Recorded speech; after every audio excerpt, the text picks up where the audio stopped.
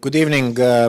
It's my real pleasure and honor to welcome Léon Krier here to the Berlage Institute. It is within the lecture program which we composed together with Ilya Zengelis, the fabricators of the architectural ideologies. And when we start discussing the invitees for the program, I do remember that Ilya was saying we have to bring Leo here to discuss with us what he was actually doing, what was his actually architectural discourse in the 70s, 80s, and later. And it was perhaps one of the most visible, most vocal, and most charismatic, if I may say, critique on a kind of radical modernism, where he would engage in teaching, in practice, and in a theoretical development of the basis for the new architecture.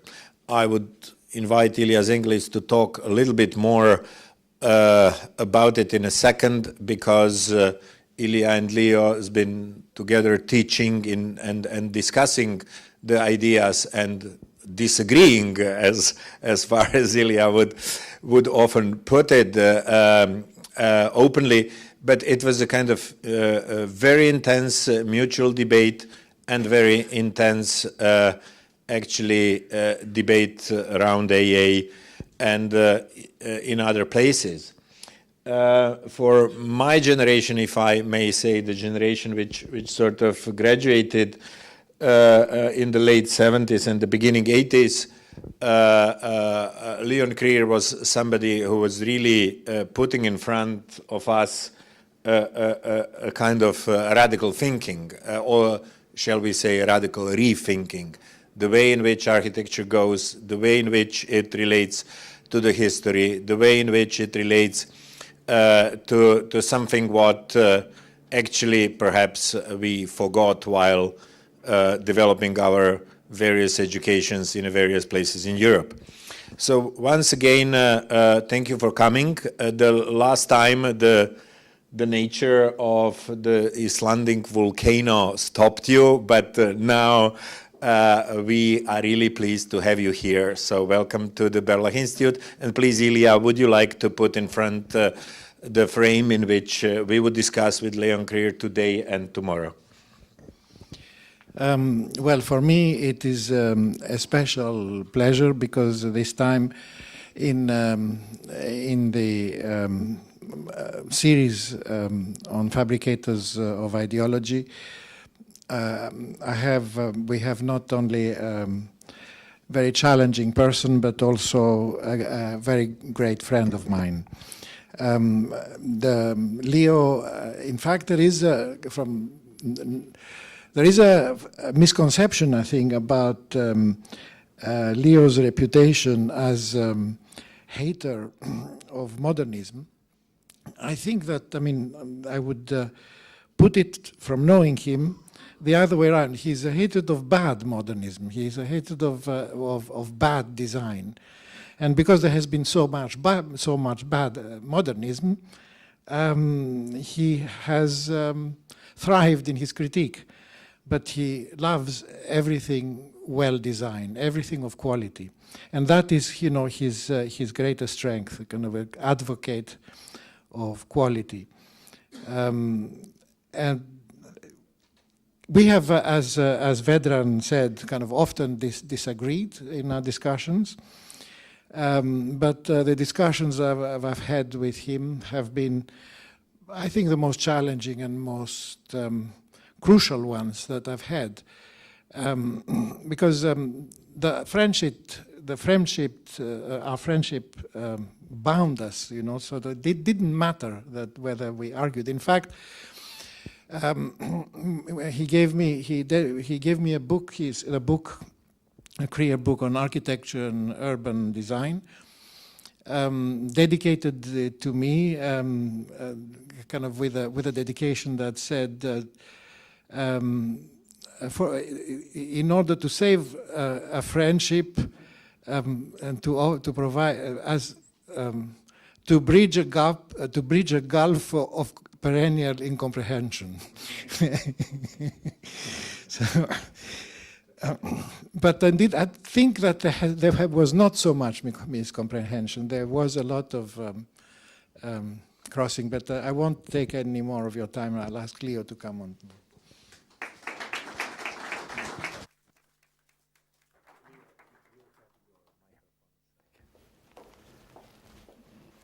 Good evening, ladies and gentlemen.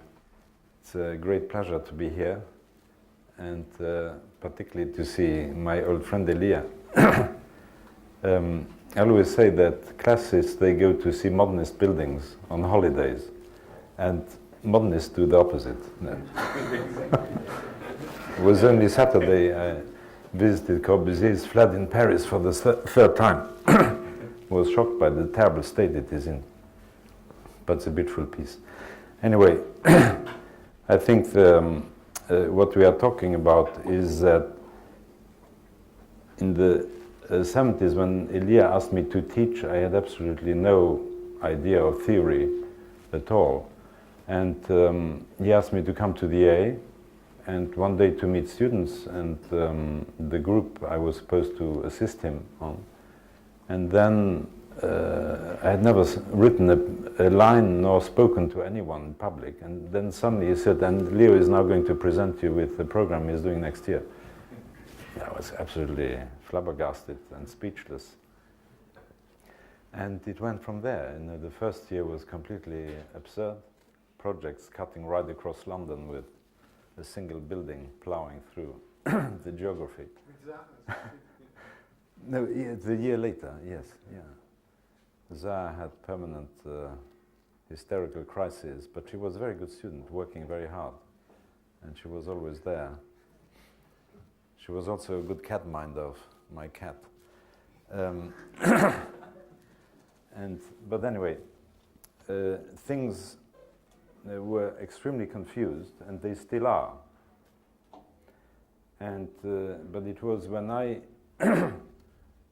I lived in London and in Berlin and in faraway places from where I had grown up, and I got regularly a newspaper from Luxembourg, and every week this newspaper would come with a painting or picture or photograph or drawing of a very nice building, a park or tree or wall or something ancient I had grown up with, which had unfortunately to be condemned for some reasons of modernity and traffic efficiency and all that sort of thing. And then the day I saw a photograph of the park which surrounds the city of Luxembourg, I really got alarmed because it said park or parking.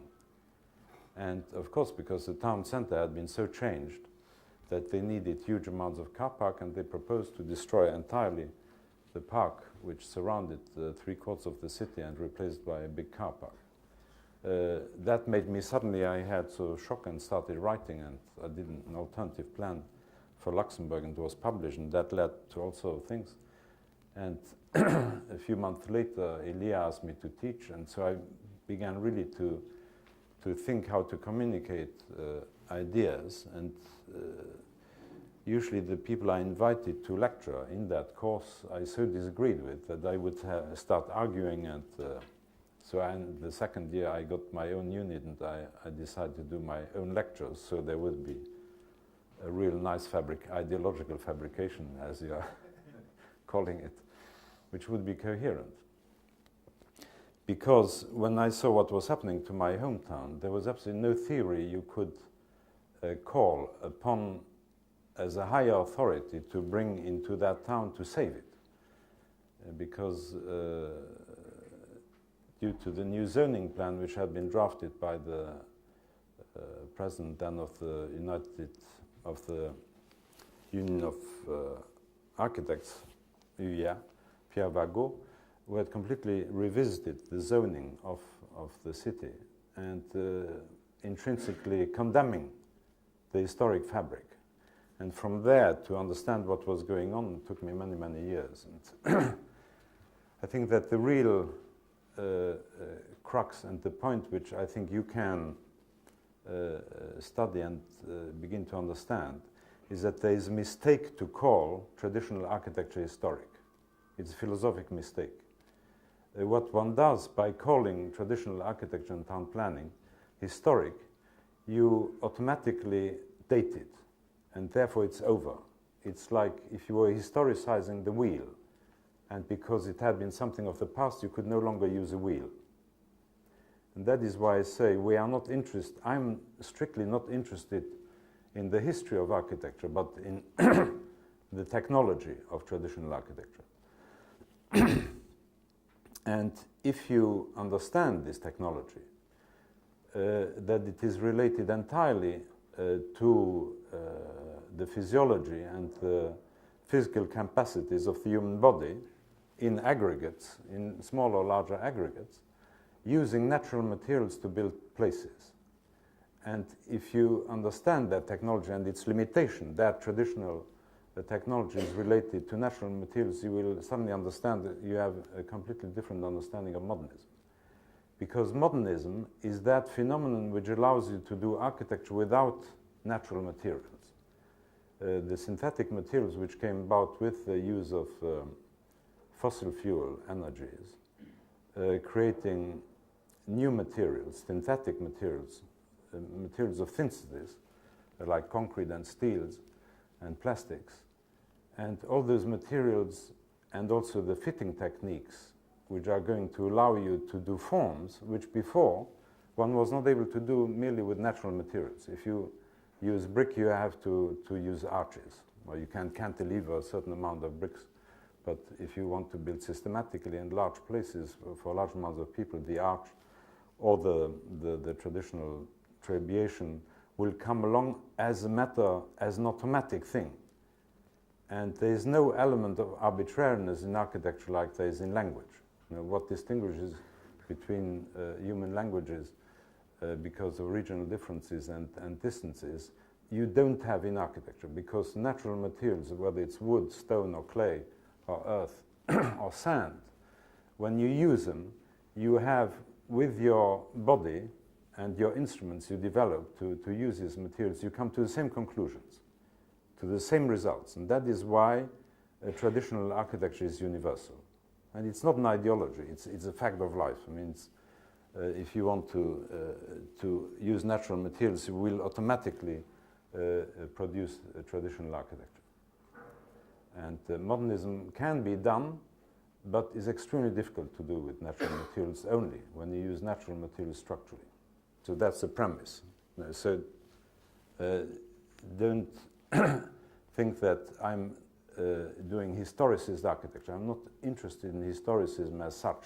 I mean, interested as a phenomenon, but not as a technique to design cities or places. So what is really fundamental in the change of architecture production and of human habitat, of the making of towns, is the discovery of fossil fuels and the large use of fossil fuels, the massive use, because there have been fossil fuels for as long as there has been humanity. But the large use which led to complete transformation of building materials, building sites, forms of settlement, daily lives, our own, the way we move around the planet. So it is basically fossil fuels which have caused this enormous change, and fossil fuels which are now coming to an end, because there are many disagreements when the peak oil will happen, but that it will happen, there's absolutely no doubt.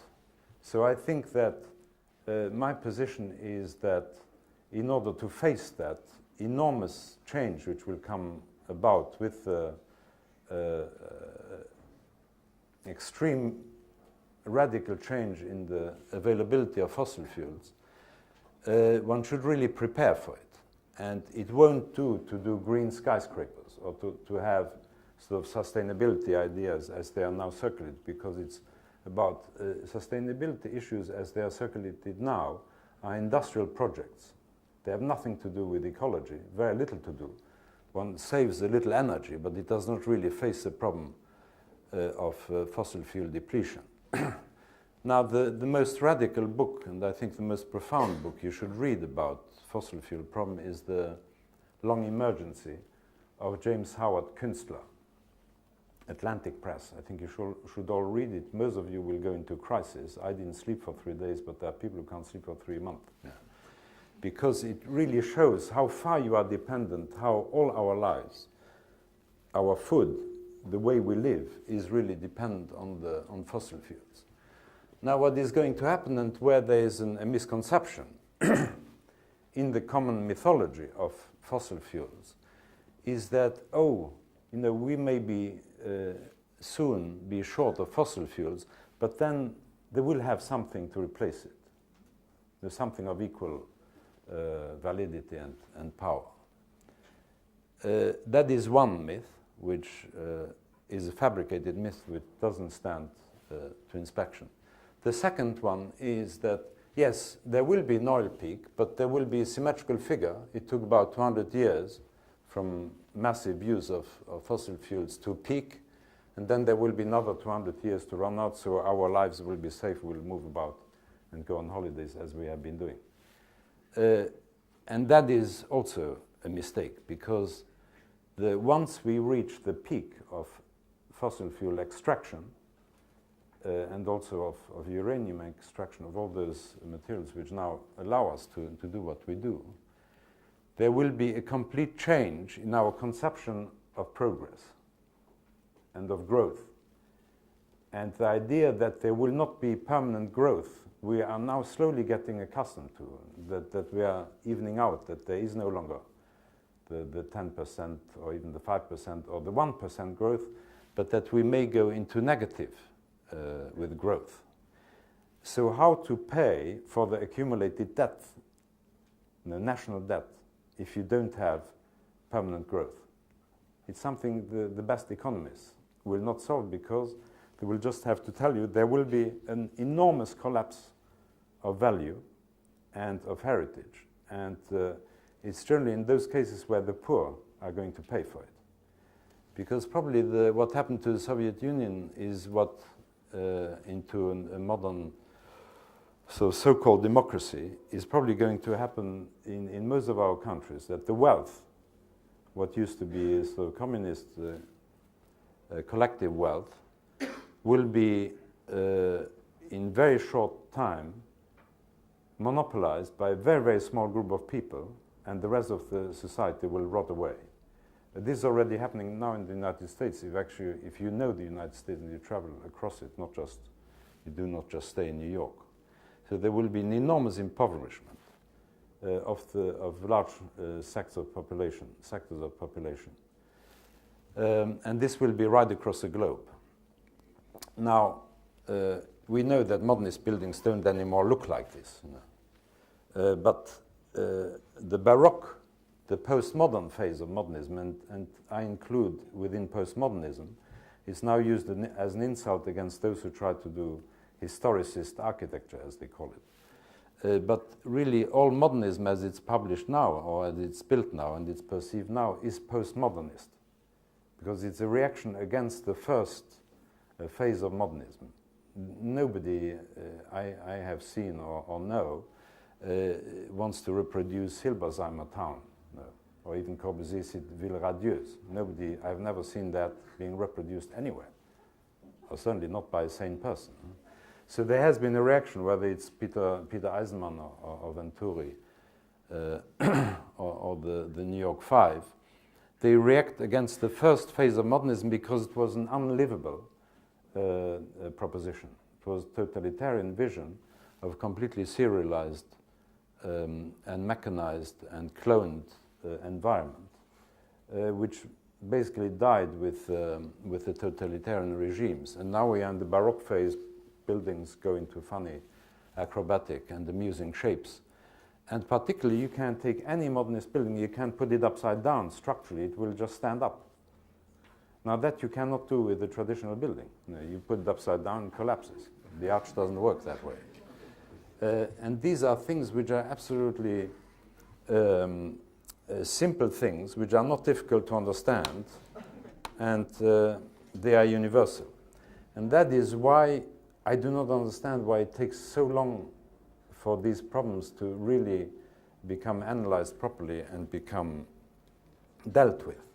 why there is this incredible fascination nowadays with skyscrapers, whereas when you analyze the skyscraper as a phenomenon, not just as an interesting solitaire, but as a way of building towns, it's an absolute futureless form of building. And I will go through this why. But we basically, this is the typology of modern town building. Skyscrapers, ground scrapers, and sprawlers. These extremely small buildings which are repeated in enormous amount of quantities, cloned quantities, always making single-use zones of housing, education, production, consumption, and administration. So it's a collective form of production which produces very large, enormous buildings which are impossible to build with natural materials or maintain. They are also disregarding geography very largely. You build the same thing in Beijing or in Siberia or in Africa or in the Andes, and you keep it going with the machinery, with fossil fuel. And you have glass buildings, whether they are reasonable or not. You have buildings across the globe, independent of climate, culture, geography. It's essentially a cloned, mechanized architecture which is placeless, cultureless, geographyless, and it has absolutely no future. Now you may think that you like it. I like some buildings too. I love to have big windows, and it's not a matter of liking. And I know all the modernist buildings you know, and I appreciate some. I find this building is actually a very interesting building. My limit is 3 floors. Yes, you laugh.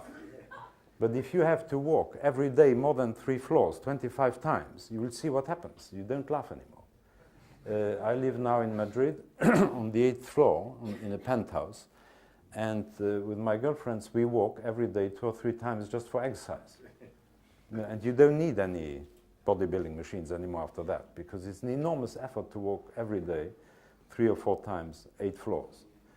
So they are not joking matters. We are so used to these mechanical machinery driven by fossil fuels or by nuclear fuels that we think they are natural, but they are not natural at all.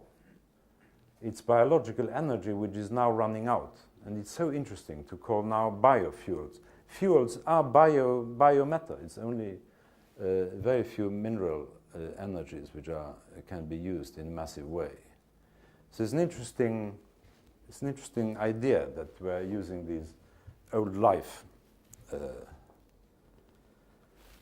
Now this is what is generally called sprawl, which occupies vast regions, particularly in the most advanced industrial countries, particularly in America, and not so much in Europe, but you have it already now in large quantity. This is called sprawl, but I call also this sprawl. This is horizontal sprawl, and this is vertical sprawl. These residential zones generally are built as cul-de-sacs, as grapes, which are plugged onto a very large geographic circulation system. And these are exactly the same vertical replica. They are vertical cul-de-sacs. And they are stuck onto a matrix of services and circulation. But just think, if you build, we have now been doing this for 100 years. If you build towns that way for 1,000 years, let's say 2,000 years, every single building lot becomes a skyscraper. Just imagine what happens. So I'll get into more detail later, but see that scenario for yourself.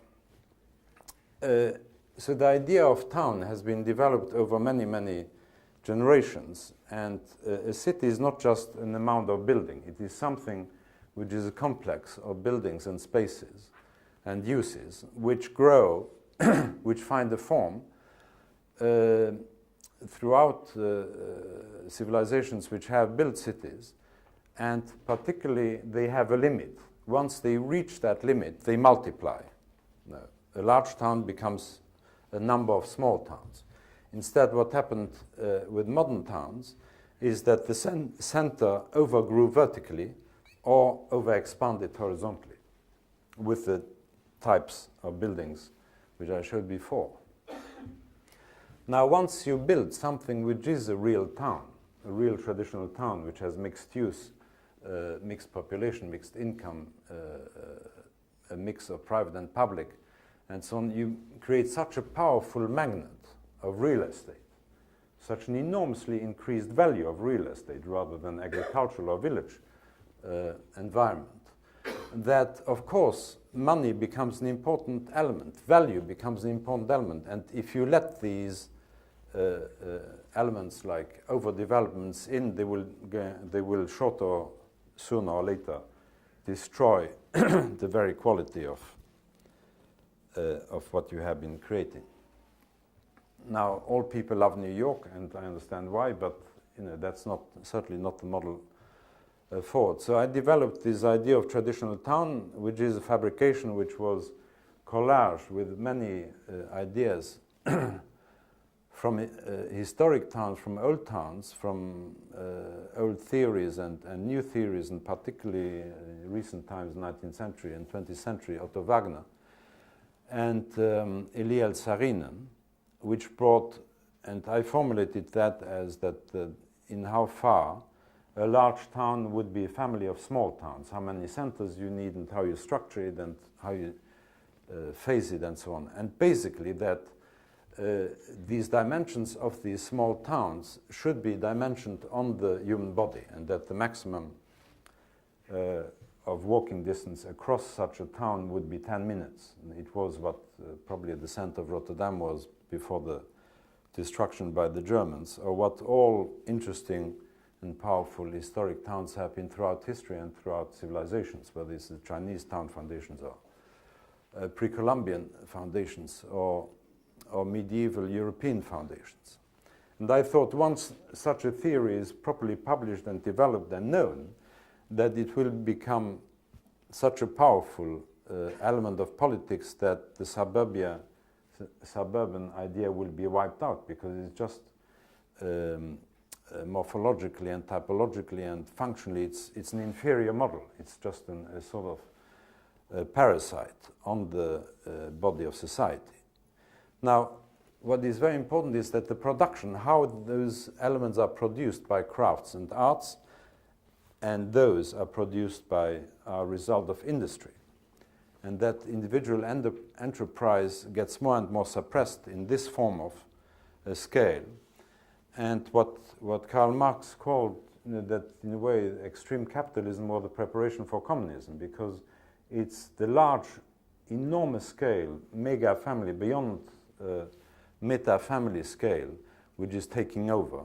And not only taking over in fact, in distribution, in production, in military, in defense and societal organizations and education, but also in the minds, that there is a kind of a love story with a mega scale, with a hyper scale, with enormous sizes, and a kind of, it's almost a religious experience for those people who are within that form of reverence. So I really understood made my theory on Luxembourg itself, because Luxembourg was a small capital city, and it had all the elements which you needed for a metropolis, which is a central town of a society. And what was happening to it was basically that what used to be a polycentric town was transformed into a single center, central administration with enormous roads cutting through it, and then reorganizing the territory in center and periphery, a business center and suburb. This Corbusier's method applied to Luxembourg, where he used this diagram of the fluxes, which are most, or these are the fluxes. As you have a central city, you have the greatest density of traffic in the center, and Corbusier said, yet that is where you have the narrowest streets. So you have to bring this over there and blast the thing apart. And Plan Voisin for Paris and then the Villeradieu's were the response to this, which is a strictly logical response. Yet he was prepared to sacrifice Paris for this idea, which even Hitler didn't do. I mean, if you look at the Corbusier's plan for Paris, it was a monster. That just as the idea was monstrous, and yet Corbusier was one of the most sensitive and gifted and poetical persons you could imagine. Now, why he would do that? And that is what modern man is about. Is sort of torn between longings and the feeling of devoir, how do you call it, of necessity and unavoidability. So this is what happened with a small city, large city, as a group of communities, and then being transformed in the 19th century by this complete change of networking and the use based on vehicles rather than animals and persons. Now, I use the term, and I published this book, which is called The Architecture of Community. It's not a sentimental idea. I don't think that the most important thing of community is that it's nice to be together. Of course, it's very nice, and when climate is nice, it's even better to be together, and that makes the fact that Mediterranean countries are much more sociable than the northern countries, because it's nice to be with people. But what is fundamental about community is that you have common interests, that it is the self-interest of the individual and the families which are shared by larger groups and which makes really the necessity of a town.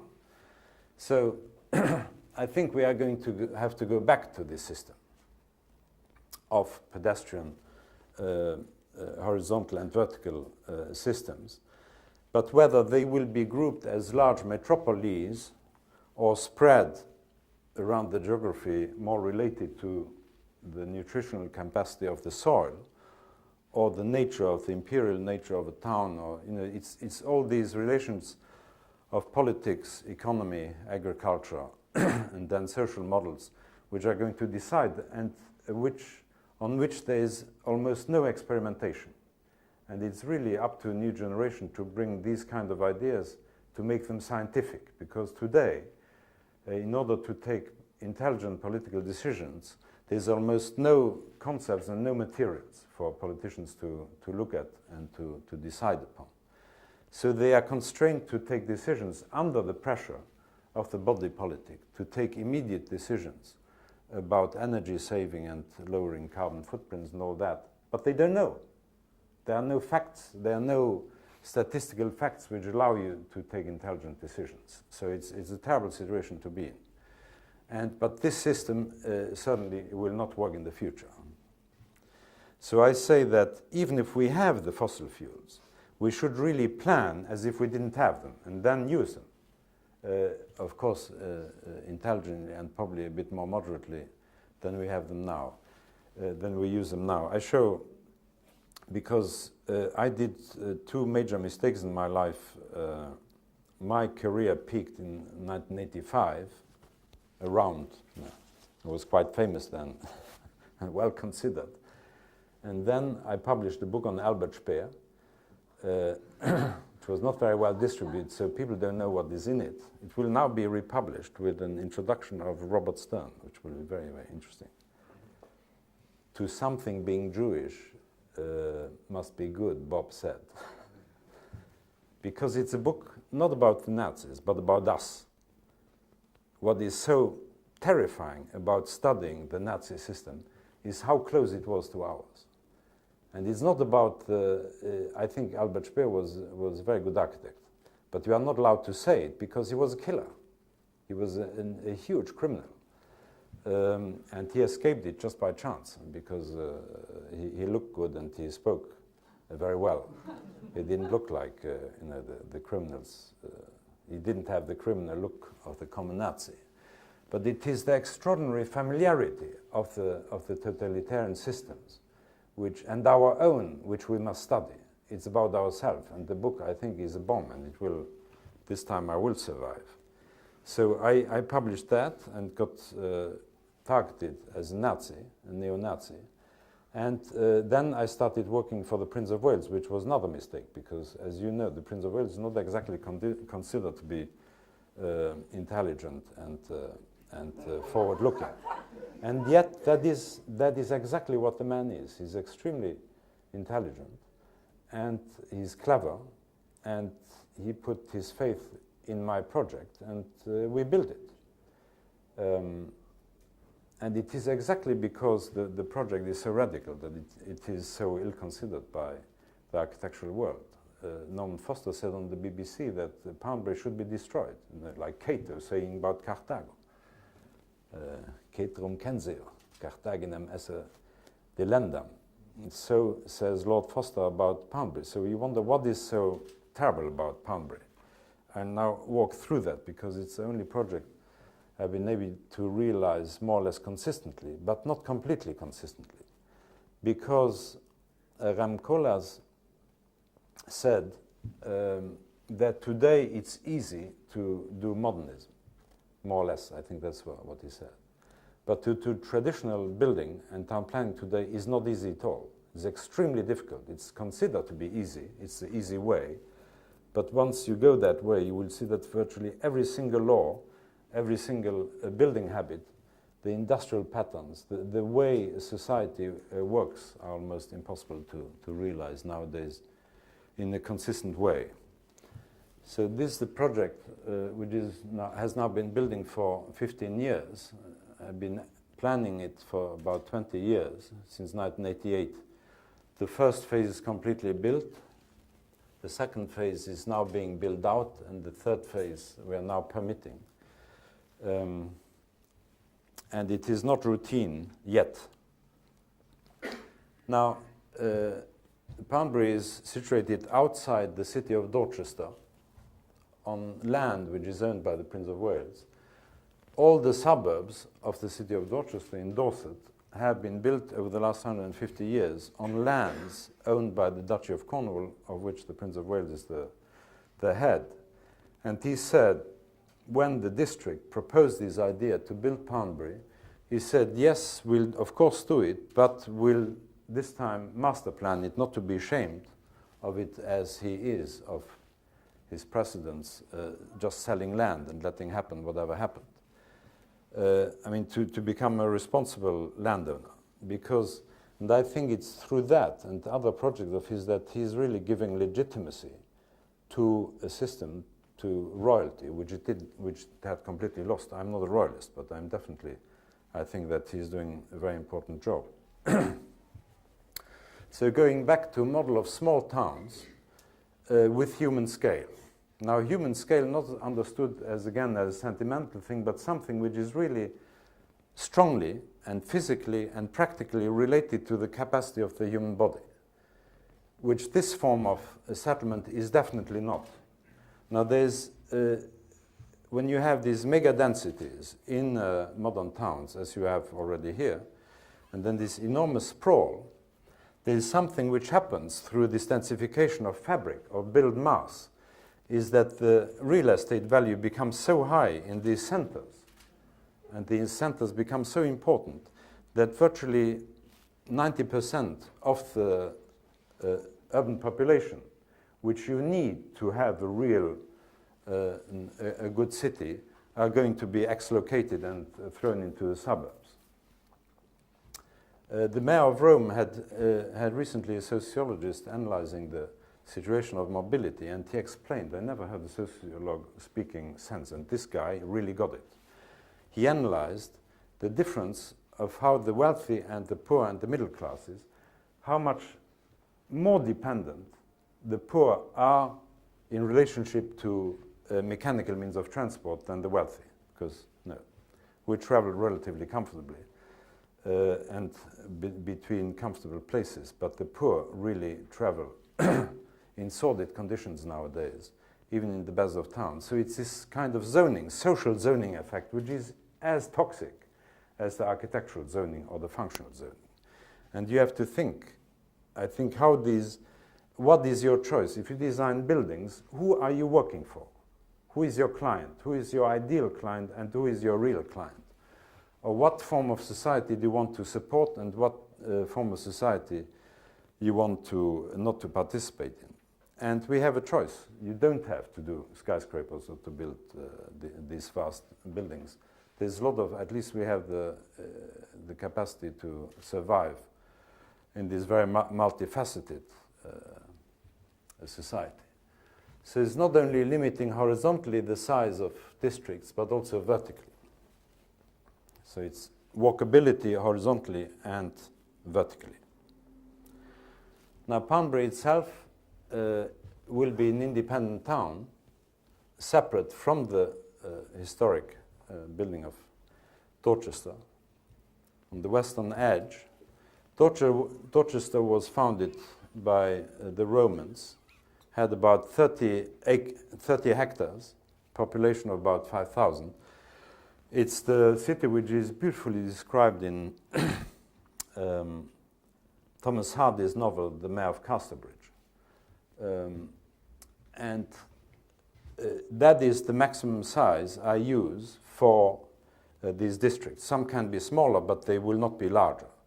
Now, the first phase was an extension of the existing suburbs, completing these suburbs and giving them a center.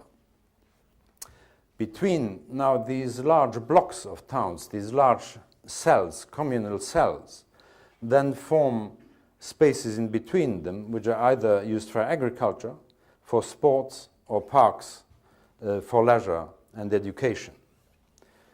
So you have a setup of a geographical grid which relates to how people use the town. Within each of these districts, you have local uses, you have virtually everything, and that is the ideal. We don't build ideals, but that is the principle.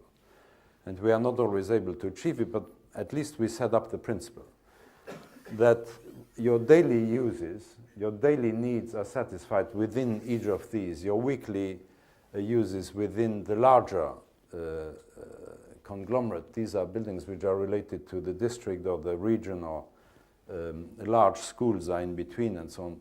But children can walk up to 10 or 20 or even 30 minutes, but always in urban situations. I grew up in Luxembourg, and until I was 20 years old, I never used the bus. We only used the bus when there was a nice girl in it, not because you needed to. You know. It was a very nice walk across town.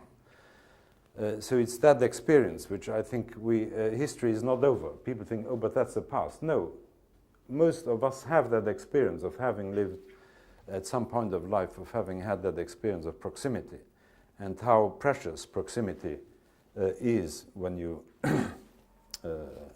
can use it.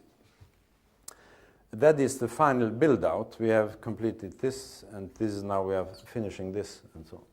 And then extending here. And the highest point, geographic point, is here, and that is where the most important buildings will be, like a tribunal, a regional tribunal, and so on. And these axes, these visual cones and visual patterns have not only give interesting spaces, but also locations for buildings which are important or less important. So there's, even if this looks romantic, it is the foundation is rational, and I'll go through that why. So you have polycentricity, and then each of these small towns has a clearly identifiable edge, which is not just an administrative limit, but also a geographically experiential limit. You can walk or drive or crawl or whatever.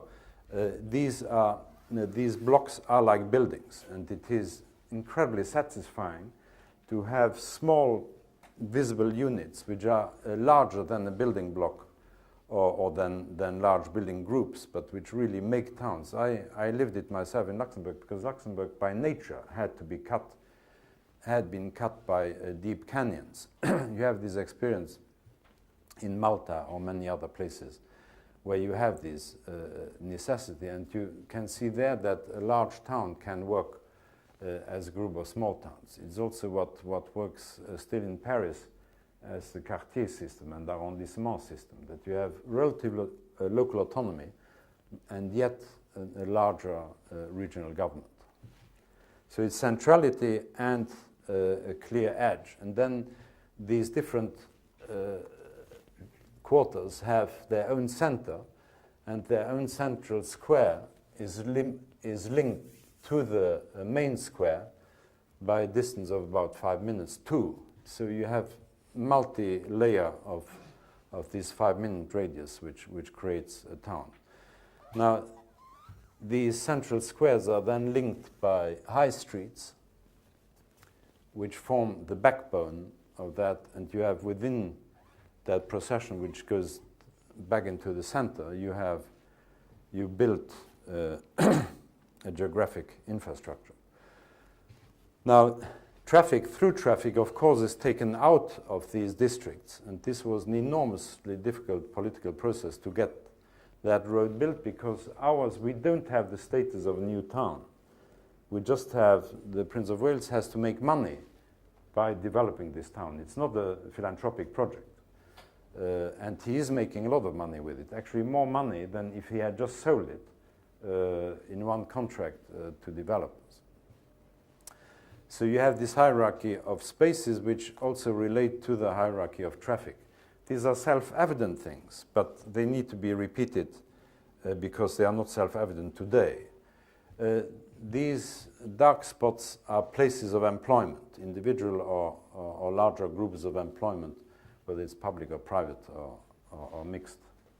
And you see that there is no employment zone. These buildings are built right across the districts, but with a certain logic, which I will explain later. This is a form of modern development. Very large sites, hundreds and hundreds of acres, are sold to single large developers who build hospitals, houses, university campuses. And it's the economy and the management of public funds or private funds which all collude to form these very vast uniform developments, which you have so plentiful here in this country, where you have this mix of public and private interest. I remember driving in somewhere near The Hague, like for half an hour, in very crawling traffic. It was like 2 miles of building development, exactly the same buildings. Big courtyards with the tower on the corner. I think they must have occurred 16 times, same signature. So if you live in building block number 1 or number 17, you actually have to tag your door in order to understand where you are. This doesn't occur in these developments because each place, each street, each house is individually designed and creates a unique location. That is the way, after all, nature works, because even though we are typologically and morphologically and structurally the same, we have our own individuality and singularity. What the traditional development is that you have different forms, different sizes of lots, large, very large, medium size, and very small or tiny, built, shaped in the form of blocks which form good public space, and they are for not only of different sizes, but for different ambitions, different functions, different uses, and symbolically different buildings, whether they are public or private. And this is like a matrix for managing rivalry, violence, all those elements which, when they go out of control, like in these enormous developments, can create permanent civil war if it is generalized. We had a few examples of that 3 years ago in France, where they had this enormous conflagration of burning cars and buildings and libraries. And you wonder what will happen if they come burning the buildings in the centers. Now, this has happened only in the suburbs in France. Last year, 42,000 cars were burned in France in the suburbs. Can you believe such a quantity of cars? And I'm not making it up. These are public figures. So it's a violence which is created by these completely unthinking meta-human scale. This does not mean that these will be all nice people. People are as nasty and nice and as they have always been. But it's a form of management of social violence. It's a matrix. It's like the law, which allows you to behave properly. Now, the variety of architecture within Poundbury is when you have a large building, it's not because the architect liked to do large buildings or had a kind of sexual arousal because he loves to do big buildings, but because they are needed. This is an industrial building, whereas this is a clinic or an old people's home or shops and so on.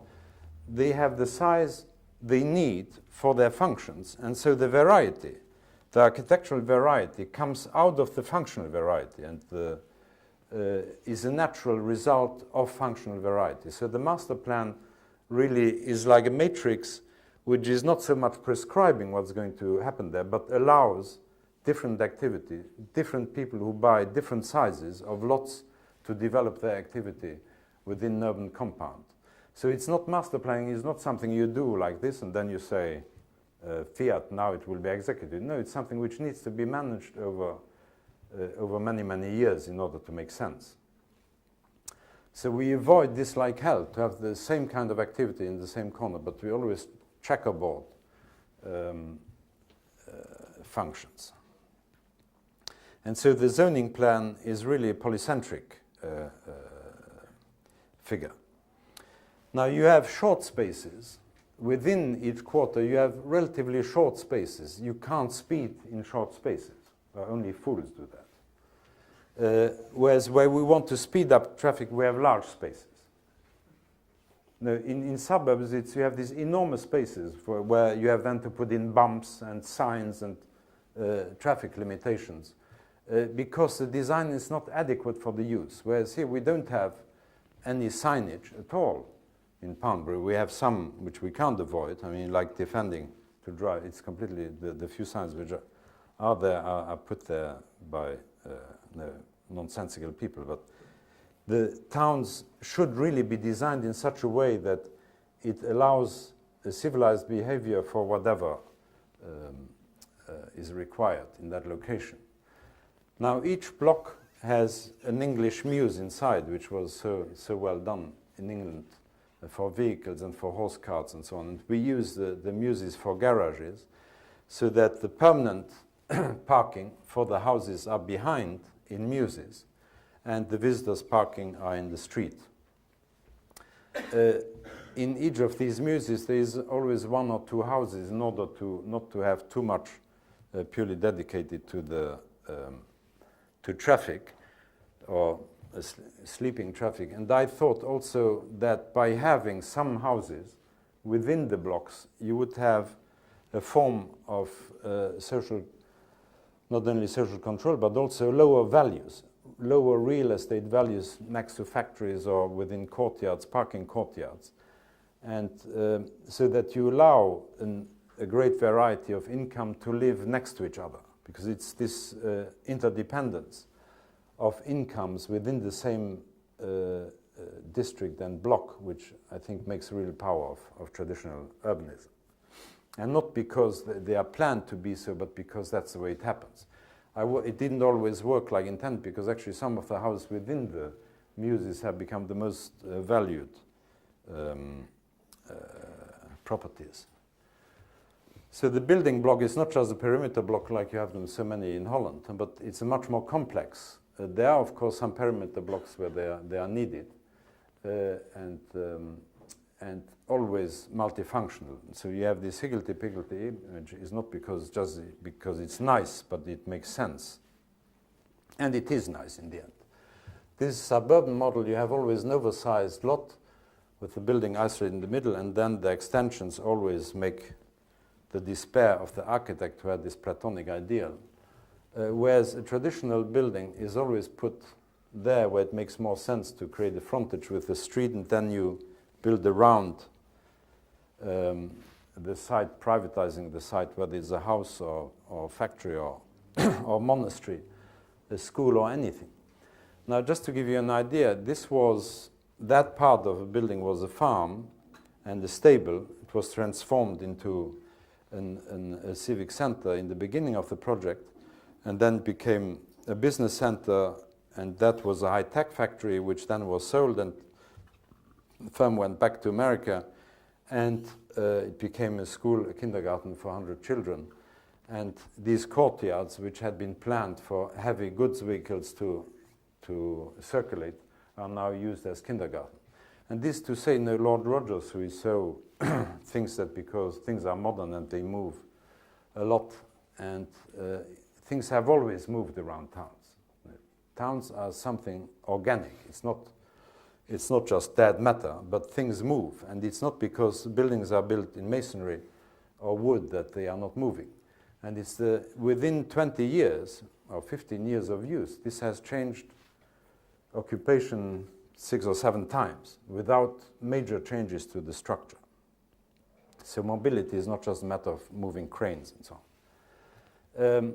Large buildings, if these are these different quarters, large buildings you don't put right in the center.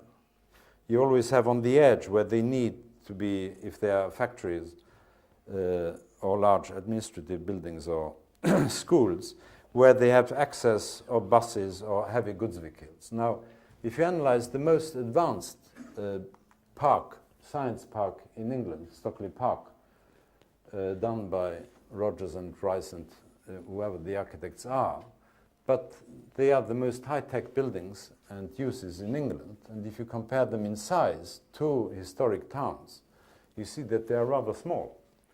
They're also, they control their emissions by law. They are not noisy. Stockley Park is quieter than suburbs when football is blaring, and pop music is coming out of the windows. So that is why these buildings can be and should be integrated within the urban fabric.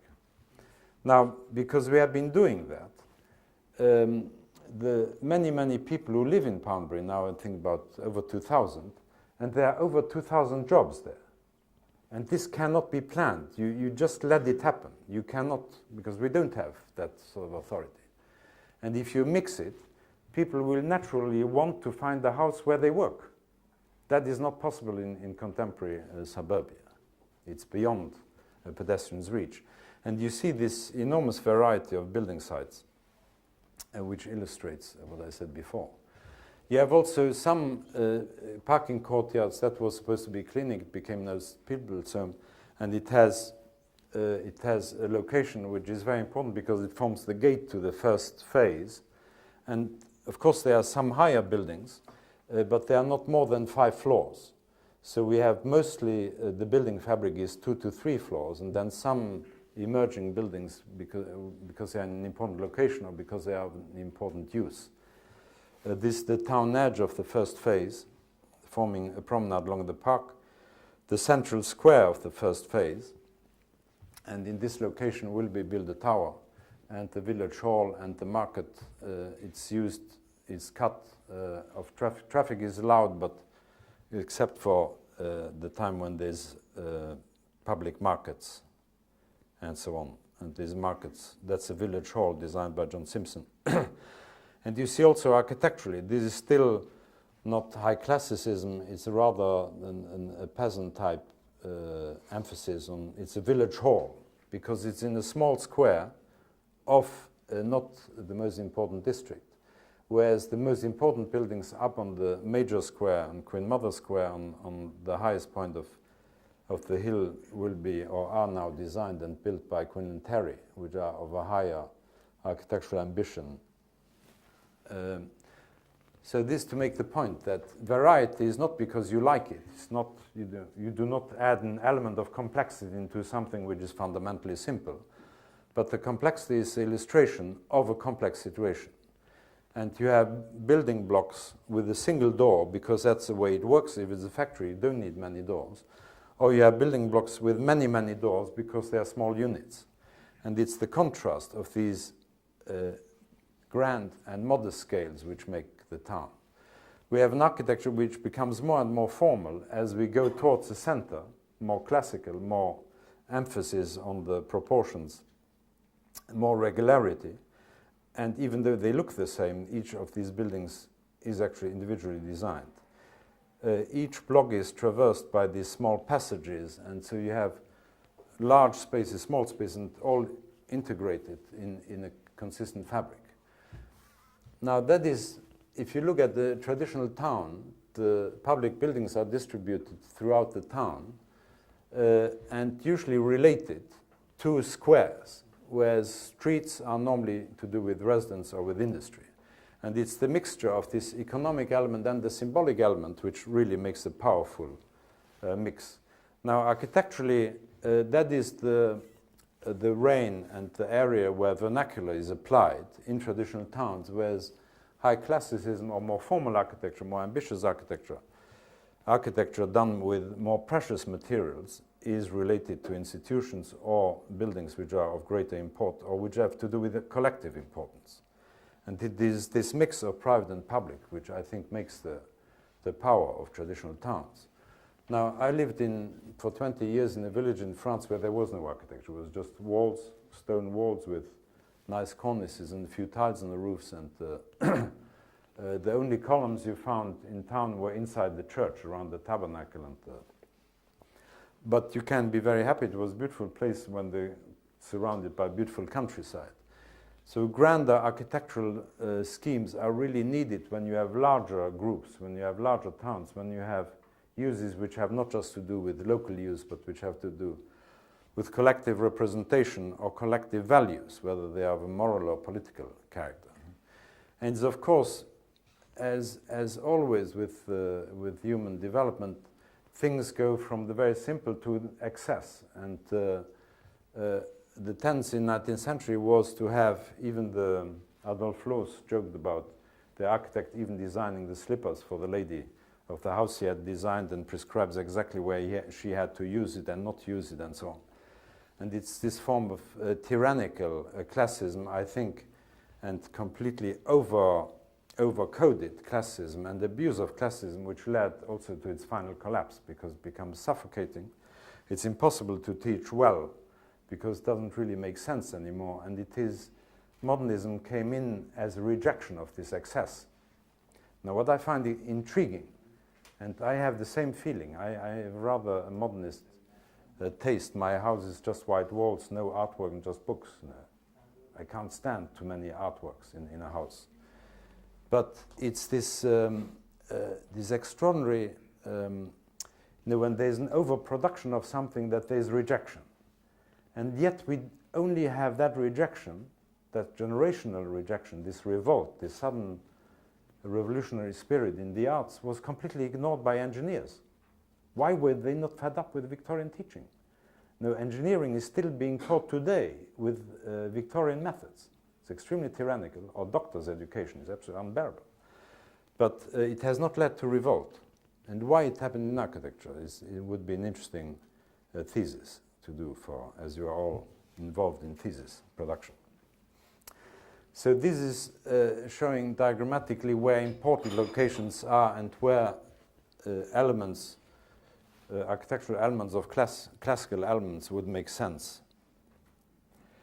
We limit building heights not metrically, because this limitation has always led to great boredom. When you have always cornice height limitation, forces developers to have as many low floors as possible to pack in as much surface as possible. If you limit it by number of floors, you can have even skyscrapers, which the Campanile in Florence is 5 stories high, but it's 100 meters high. And it is this natural difference between whether it's a public palace or whether it's a workshop or a house or factory, which leads naturally to a varied skyline. High ceilings and low buildings, whereas this is high buildings with low ceilings. Somebody once got up at a lecture of mine and said, what about the romance of building high? And I said, just go analyze these buildings inside. How low. There's no city where ceilings are as low as in Chicago. And the monumental potency of building high is actually in inverse proportion to the number of its floors. These have no story. This has 1 story, and this has 3 stories. And most real monumental buildings are 1-story high skyscrapers, like St. Paul's Cathedral and so on. I'm talking against Manhattanism as a phenomenon, not so much about Manhattan, but against the phenomenon, because once you go over that scale, the physiologically natural capacity of the human body, once you go over that, you exceed that, not only horizontally, but also vertically, money becomes so important, becomes the dominant factor in building, that architects in the end just design the entrance and do some frills on the facade, and the rest is done by the engineers or somebody different. Now, it's generally done so badly. The new towers, which are now built by in Madrid, these 4 skyscrapers, they are guaranteed for 25 years. Can you believe doing buildings of such importance guaranteed for 25 years? Which means that after 25 years, they will be entirely, except the support structure, will have to be stripped down. The surface is renewed, the facades probably reclad, and so on. And in that sense, money, or in that logic, money is so important that architecture will become less and less important. So the higher the buildings go, the less the architecture is important, except for some symbolic buildings where there's no limit to cost and where the lords of the architectural world can do their follies.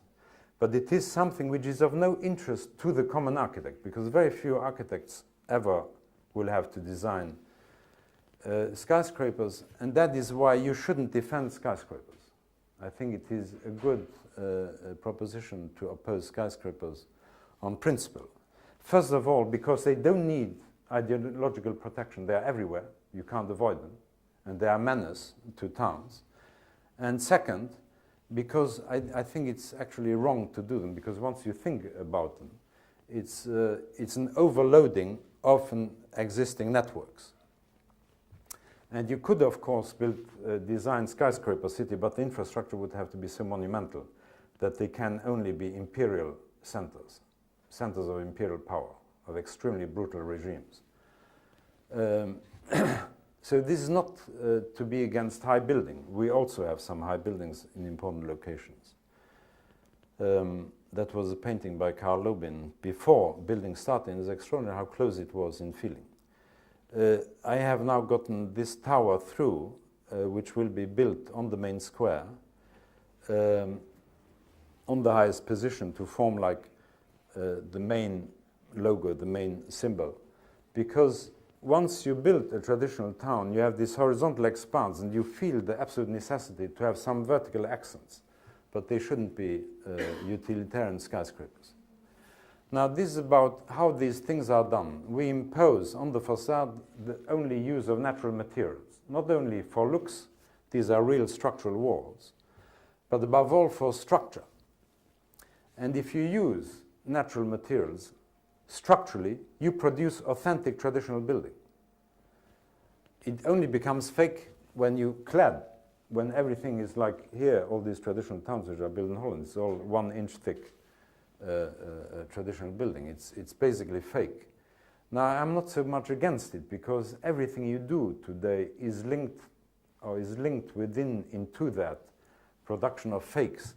But in order to do fake well, you need to be extraordinarily competent and extraordinarily tyrannical, because you have to be there all the time. They get it wrong naturally.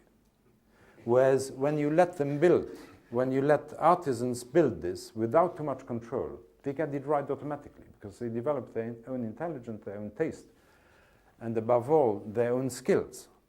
And it ages extremely well. It ages so well that owners are extremely worried, because buildings look like historic after 10 years of being exposed to Dorset rain. No. So now they want to wash their houses and have them painted with impregnable paint and so on.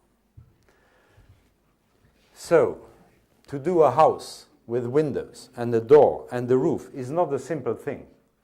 It's not simpletons who have done this in the past. It's intelligent people like you and me. They were very clever. And the invention of the window and the door and the house is an extraordinary invention.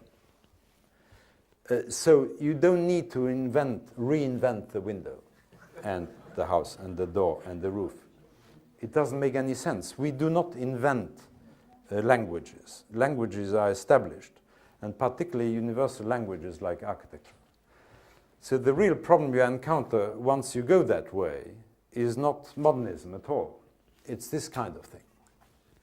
The way the shutters are nailed to the wall, because who cares? I mean, you don't need shutters now, you have air conditioning. If you close them, you have the balustrade or the tiroir architrave, which prevents you to do that. Everything is fake. The walls, the elements, and in the end, people are fake. You know, when they live in this sort of fake thing, and their desires become fake. It's what René Girard calls metaphysical desires. They don't feel the need anymore. They don't have hunger for the real thing, but they have hunger for the fake. And that is where we are in a situation of extreme pathological suffering, because you can't reform this system. But you can do this well nowadays, you know, the real thing. So people say, why don't you ask Lord Foster to do the market, your market hall? So I say always, well, love is a reciprocal thing. It's not worth loving someone who is not loving you. And so if he asks us to design buildings in his schemes, we will certainly offer reciprocity. But the important thing was to demonstrate that this is possible to do, because it was said that politically, economically, financially, traffic-wise, you won't find the client, it won't be possible. And now that it's built, they say it's irrelevant. And that is the extraordinary thing, that once you actually disprove that all the theories against it have been disproved, they say it's irrelevant. But on the other hand, that's the way. We have enormous amount of people who love to live there, who choose to come there. And I say that we should really be in an experimental phase where we could design, because it's absolutely sure that traditional urbanism is superior to modernist urbanism. It won't survive the next fuel crisis, modernist urbanism. Traditional urbanism is a superior category, I mean intellectually, theoretically, and practically. And one day I'm going to do a small modernist town. Elia, we should do one together. Because I'm absolutely certain that one can do it. But the modernists have not done it so far. Because where is there an example of modernist town, completely coherently modernist, which would have a quality of the traditional towns? I have visited them all. And I love Miami Beach, but Miami Beach is a traditional town. And, but I think that with that language, one could actually do something which will be of interest. I'm now showing some projects I have actually built, and then it will be over. This is a gift to the American nation, because with this single idea, you know that when you drive across the United States, the villages, you drive through the villages, you never know where is the center and where is the periphery. It's just the crossroads where you have a few shops and the church and so on. And just by reforming that single thing, you could change the United States of America into an urban society. And that is happening by taking out a crossroads and making two T-junctions, T and T, and focusing on an important building, whether it's a town hall or a church, related to a market. Now, you have a lot of crossroads in America which are abandoned, petrol stations or sites which are not occupied, and very soon we'll have an experiment standing, and then it will spread from there. The architecture I do is always done with partners who are local partners who, in this case, Tagliaventi, who was in Italy. And I control the architecture at the 100 scale and then do some detail, but generally I lose the control because I don't like to go to building sites. And sometimes I get full control. And I recently discovered how that can be done without too much pain. This is a church in Florida in a scheme designed by, master planned by Andres Duani and Liz Plater-Zyberg. And that's what I got closest to what I wanted to do. That's a house I designed for myself in France before the books moved in and the pianos, with real stone and brick and so on. That's a museum in Portugal designed with two Portuguese classicists, where a museum is divided in small, it's an archaeological museum near Sintra, where the library or the pottery collection or the theater and so on, the medals, are all situated in different buildings. This is an architecture center at the University of Miami, which was built, but where I lost control of the detail, unfortunately, because the administration was dead against it. And because when too many people are involved in a building site, it becomes absolute torment, and you only see the mistakes. It's very good when you don't have your glasses on. That's a project done with Yamshid Seperi in Cyprus. And that's the book I'm wanting to sell you. Because the French say, to get 80%, you spend 20 amount of your energy, and to get 100%, you don't have enough energy to get the last 20%. And that's, in a way, what architecture is now about. It has become such a difficult job, and it's so far away, I think, from the traditional occupation of the architect, who was really a mastermind. An architect only makes sense if he got something which the craftsmen don't have. And it's not because we are superior, but we have something which the others don't have. And when you make a drawing and you have a great craftsman who really looks at it and gets it, it's a fantastic feeling because he needs you. And he's going to recognize the quality. The problem is that architects have now become sort of minor technicians who have to design every screw and every location of every screw, and they never get the screw right. And they go nuts like the architect in Jacques Tati's film Playtime, who is measuring everybody. No. He's measuring the walls and the people, and nothing works ever according to his measure. But it is, when you work in a traditional system, you really design with ideas which are practical, and you find the most satisfying aesthetic form for it, and you will be recognized for it. I work now with a man who managed my own house, the building site, and which was a pain because I didn't have the right craftsman. But he finally put it right, getting the right craftsman, and we did the house in the last 9 months, which was extremely complex. I worked on it for 3 days, just with sketches. They had my details from the house before, and the house was built to, I have a 95% satisfaction rate, just doing sketches. And I think that is how architects used to work. They did not draw detailed, how the screws line up and how every insulation panel has to be set. That is the knowledge which the craftsman must have if you do buildings which are going to last and stand around for and age well.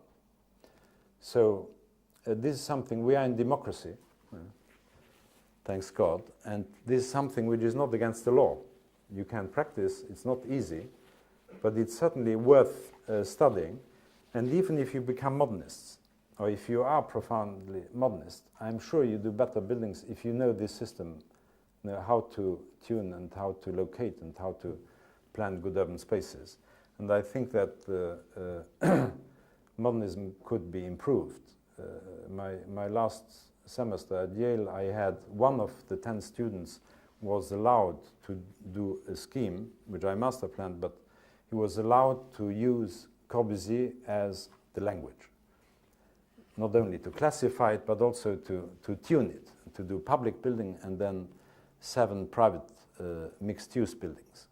And became extremely interesting because I think what is the problem with modernism is that it was such a new language because of the synthetic materials that even the masters didn't really master the language. They had sort of intuitions, and there are some masterpieces like the Villa Savoye and the Barcelona Pavilion, and there are a few real extraordinary buildings produced by modernism. But they're always small. I have never seen a great big modernist building, maybe except the Cité Radieuse, the Unité of Le Corbusier. But those are unique buildings which you cannot replicate. It would create an absolute monster of a town if you just had towns built that way. So this is just an invitation. And thank you for your welcoming and your attention. I love to be here. And I love this building. Could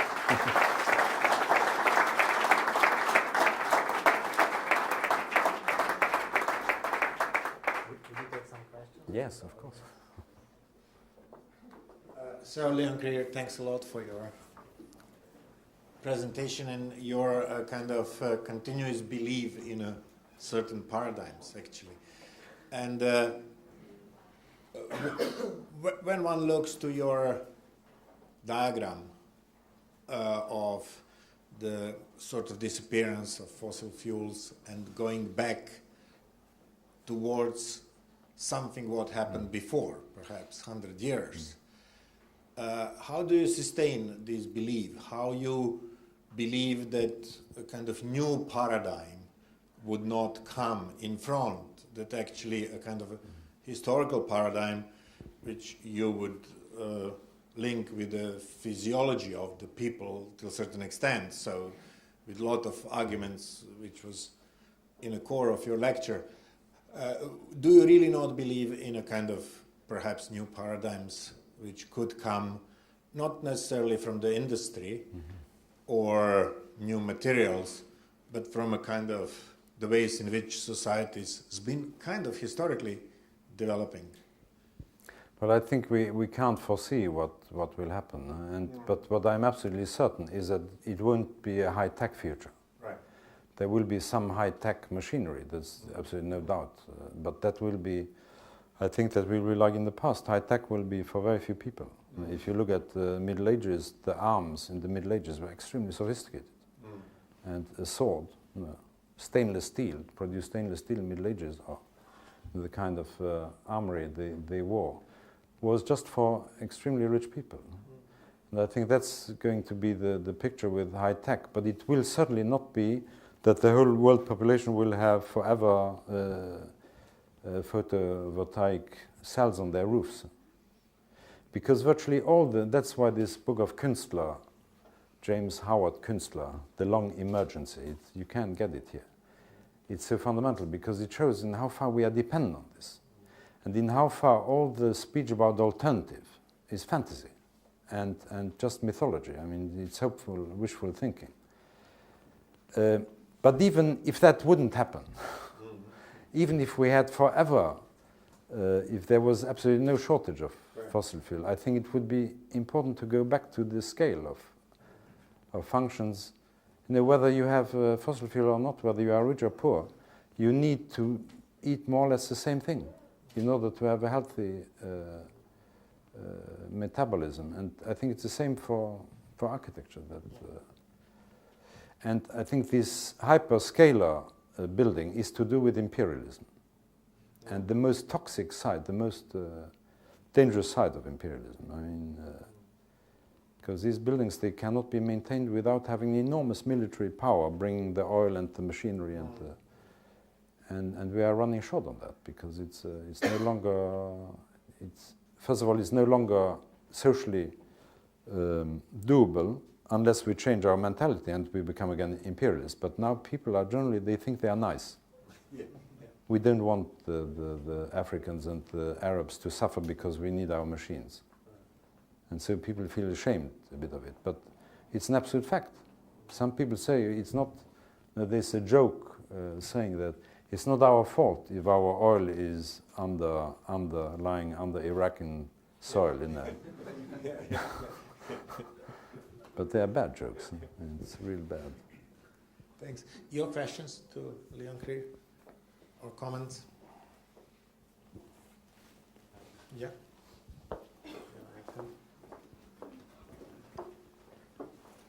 Thank you. I really don't know how to start. First of all, I was just passing through. I came from Portugal. I now I go to Portugal tomorrow, and I was visiting Rotterdam, and then I passed here in the street to see Berlage Institute, and there's Léon Krier in lecture. I must say that this is an accident, but it's a good accident. I read some of your books some time ago, and I, of course, understand what your thinkings, your in your lecture very well. I came from a country where historic city it's still there, and because of the lack of economic or not so development as in Central Europe, we still have the city there and the traditional buildings, and nowadays more or less than we used to have because they are being destroyed. So this to say that a year ago I opened my little office in Portugal, and one of the things that I stopped doing is buying magazines. Because once in a while I do like some visual forms that I see there, but actually I think mainly they all make no sense. And one of the things it's because of this thing of the fossil fuels and other questions about it. And it's I don't think architectural magazines, it's about architecture. They are all about magazines, selling magazines, which is not my interest, because I really like architecture.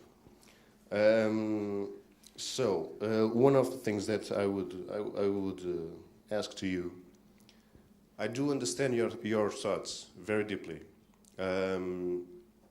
I think there were several modernists like Alvar Aalto and Eero Saarinen, and I think I can consider Alvaro Siza one of them also, that think modernism, or they understood that modernism, as Corbusier put it,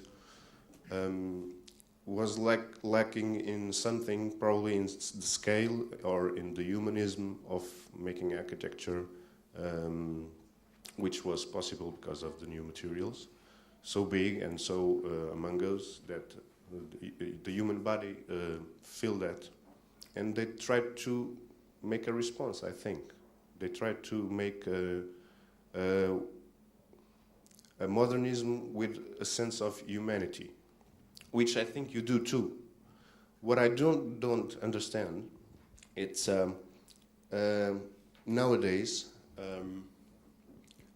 how can we see your work and not asking, that's a 20-year project, which I assume it has been a great effort to you, and it's been consuming a lot of energy. But how can we do that as architects when we have sometimes 20 hours to make a project? Or maybe 2 months. We don't do it. I would like to ask you. You need a good client. You need the client. That's the most important thing, because you need the right client who wants exactly what you want, and that it makes sense to be able to sell it or use it. That is today very, very difficult. In all my life, I may have had 3 or 4 clients who really liked what I do, and you need to be respected for what you are good at. Now you need to be a genius in politics and in manipulation and in all sorts of things in order to do your métier, and that's why it's done so little, or why it's done so badly generally, because the market sells fake traditional. Everything is traditional here, traditional there. In America, virtually all house developments are so-called traditional, but it's all junk. It is not worth the material which has been invested in it. And so I think it's because the architect has really has become like a mastermind over a process rather than of buildings. And we basically don't play the role we should use, which is to do with form and with the elegance of solution, which is something the craftsmen don't have. But the real craftsmen, they know how to build a roof, they know how to build an arch, they know how to do all the techniques they have learned. But they can't fit it together, and that is what the architect is about, to make sense in the overall picture. And I think today that the way our society is organized and the way things are financed and doesn't work that way. And so it's not really. I mean, I choose very early on not to build. I declared high and loud, I do architecture because I don't build. Because I thought I worked for 4 years with Sterling, and to see the poor result of the buildings built with so much effort was, to me, was like a shock. How can you make such effort for 4 or 5 years, and then in the end the buildings are badly put together, badly executed, and even badly designed? Because every building was like an innovation, and you can't. Building is not about innovation. It's about doing good building. And now there's an obsession with innovation, and which has been taken over by fashion, and the branding of architecture. And it's, some people do it very well because they are very gifted and they're extremely astute. But it's meaningless for the overall production of. When you look at what's happening in the large mass of building, is just absolutely horrendous. There's nothing to be joyful about. It was a question here, or somebody? Yeah. Thank you for very interesting lecture. I understood you are clearly that criticizing this modernism, not modernism, but high-rise typology, modernism typical typologies. But do you think that there's no possibility to learning from this kinds of typology for our generation? We needed to really go back to this traditional style kinds of designs. Well, I think it's important to realize that that modernism is really a product of synthetic materials. That is one thing, and then not makes a distinction because and judge traditional architecture because it's historic to be matter of the past. I do not say that you should do traditional architecture.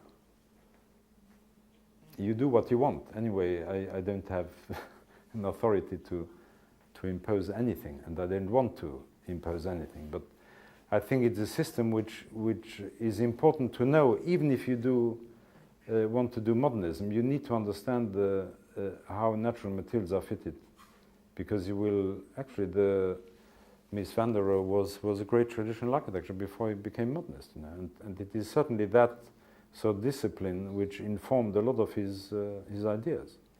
And I think Mies van der Rohe went really bad when he did big buildings because he didn't know how to add modules. There was just an addition of modules. You can make a Photoshop manipulation of the Seagram building, fatten it, narrow it, heighten it, makes no difference. Just a multiplication of the same module, which has no grander scale. Whereas Corbusier, he designed buildings as an object. You cannot extend endlessly the unité. It's really composed with beautiful proportions, and it works visually. It's very, very, very powerful. But it's the awareness what you are working in, and not to say because it's we have to be modern. Having to be modern is like we have to live. No, it's a platitude. We cannot not be modern. Whatever we do is modern. But we don't have to be modernist. Because modernism is a style. It's a style of buildings with synthetic materials. And you should be able to choose between those. The technology of building is not just technology of synthetic materials, but technology is the science and the knowledge of techniques, which includes traditional techniques. And the theories of modernism are generally more to do with politics than they have to do with building. And when they expand into theories of conservation, which is now a nightmare, everywhere you go, beautiful historic buildings are being wrecked by idiotic mixture of techniques using concrete. I saw yesterday a beautiful castle in Luxembourg modernized with concrete. And it's completely idiotic because that concrete is going to destroy the wall. It's a very unstable material which goes very unwell with the load-bearing walls. And so it's to really have that considered as technology and not like ideology. And then do your modernist buildings. I mean, for instance, this building I find very interesting, extremely elegant. It has a lot of memories of early modernism. But he tried to resolve it in a more permanent way, to have better detailing so the cornices don't fall off and the usual problems with this stripped down modernism. But for instance, this building would be much better if it was only 2 or 3 floors high. And I have my students do that. I have them take buildings, put them on computer and then manipulate them.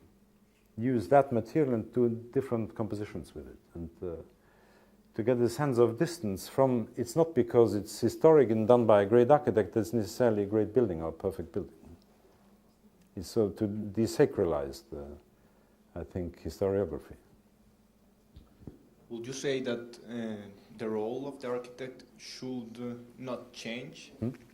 Would you say that the role of the architect should not change? Yes, yeah.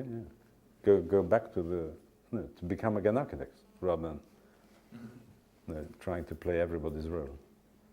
And you see it now that the suspicion which is on building sites with architects, they come and people laugh, because to cantilever shapes for no reason is not considered to be great with them. Now, cantilevers you need for cranes and for war machines, but not for to have a museum to cantilever just because it's a nice shape. It's completely doesn't make sense. And that is why architects are generally now, because they are not respected, or they lost control, they are now back, the star architects are now back into kind of pre-civilizatory mysticism. They are considered to be divine. They are geniuses. Everything they do is a piece of genius. Now, Lord Foster's building in X place must not be stopped because otherwise we kill a masterpiece. And we'll be like stopping Van Gogh from painting another painting. And so it's this form of mysticism which is now, it's enormously respected. It's like football. Football heroes, they earn colossal amounts of money just for kicking a ball. When we earn a normal salary, they become jealous. So the role of the architect is so undermined because the architect has been so ridiculed and so unconvincing in common sense terms that now one has to play this role of being inspired. I have done a building which is like spaghetti. Why? Why should a museum be like spaghetti? I mean, it doesn't make any sense. Or why should buildings be like roads? And that is, when you analyze all the postmodernism which is now around, from all the stars, they're all derivative. And then claiming it their own, making their brand. Like they have, Aldo Rossi has invented the square window. Just look around. I mean, there have been square windows for millions of years, as long as people have been making windows. But he made so many square windows that the square window become his signature. Or twisting buildings become suddenly a personal thing. Whereas when you look at how history developed, there have always been these things. And there is people have forgotten that Herzog and de Meuron were assistants of Aldo Rossi. They speak as if they had invented architecture. And everything they do is derivative, is not innovative.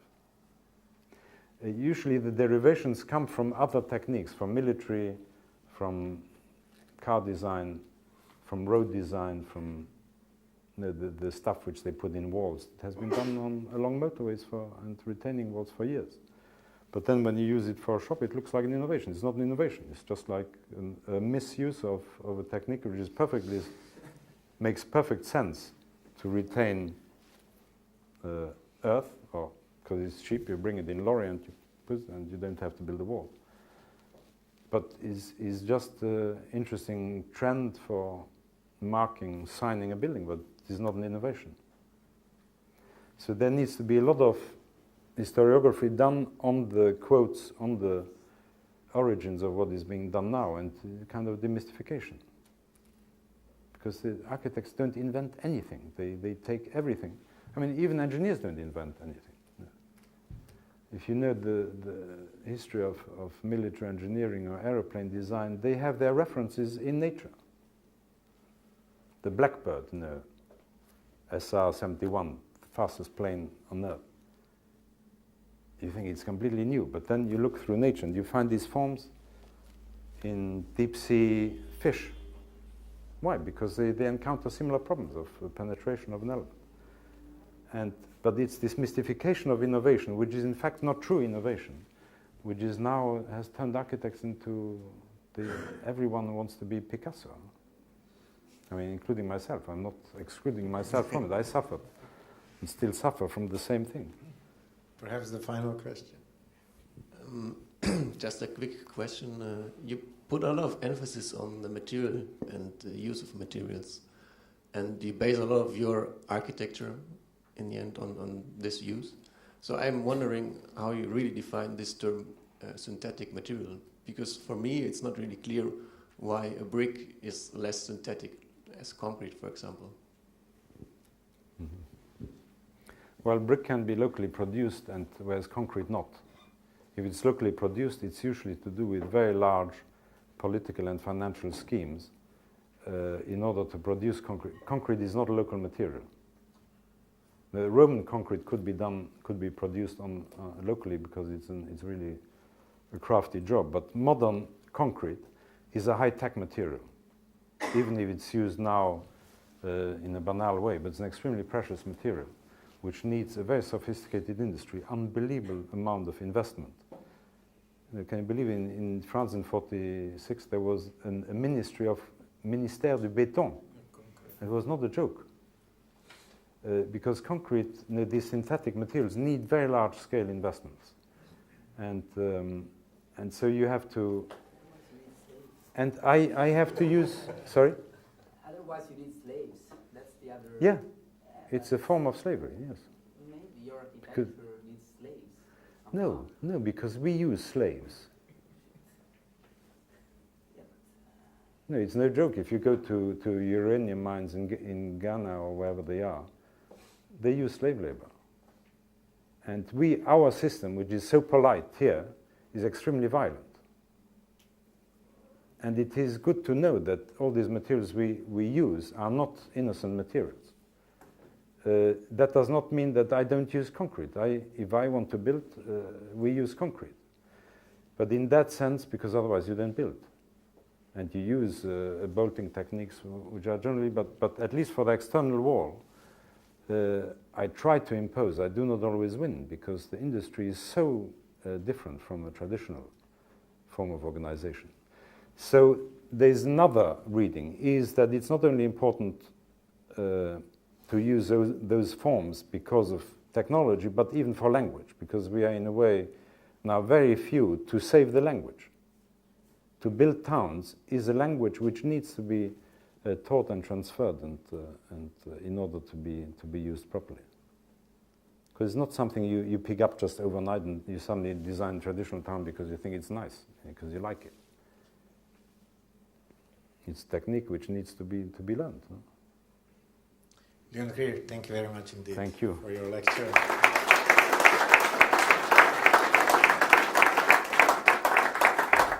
And for our students and other Portuguese guests, tomorrow at 11 o'clock, we'll continue debate with Léon Krier.